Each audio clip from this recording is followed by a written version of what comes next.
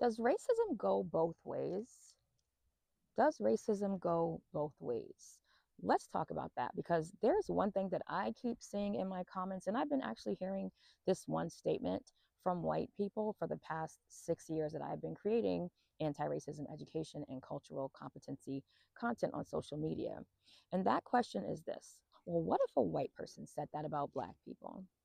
So if you've been watching my videos, you've been hearing me talking directly to white liberals, white leftists, and progressives, sharing some problematic behaviors that are anti-Black and that are very harmful to Black people, and asking questions like, are white people safe for Black people? Are white liberals safe for Black people? Can Black people trust white liberals? Can Black people trust white people in general? And the pushback that I keep getting is, well, what if a white person said that about Black people?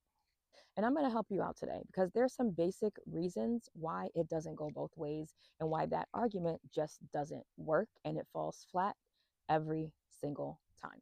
So there's one main reason why it does not, has never, and will never go both ways when it comes to racism.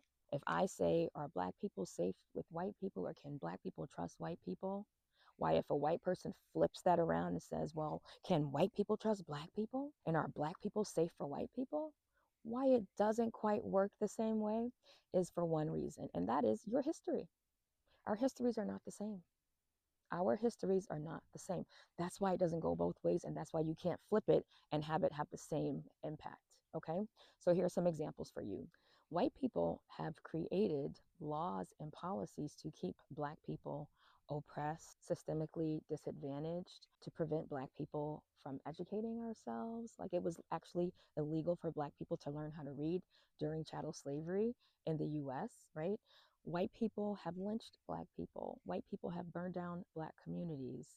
White people have engaged in white flight when integration was happening and they didn't want to live with Black people. White people have poured cement into public pools because they didn't want Black people to be swimming in the same pool as they are. So they just shut it down, poured cement into the pool, and stopped Black people from being able to even have access to the pools. These are just a few things. White people have banned books that teach the facts about American history because they don't want to talk about their history, just like you don't want me talking to you about your history. So you create laws, you create policies, you support politicians who ban books and block DEI and block CRT and all of these things, because you don't even want to talk about your history, because you know that your history is directly connected to what's happening today.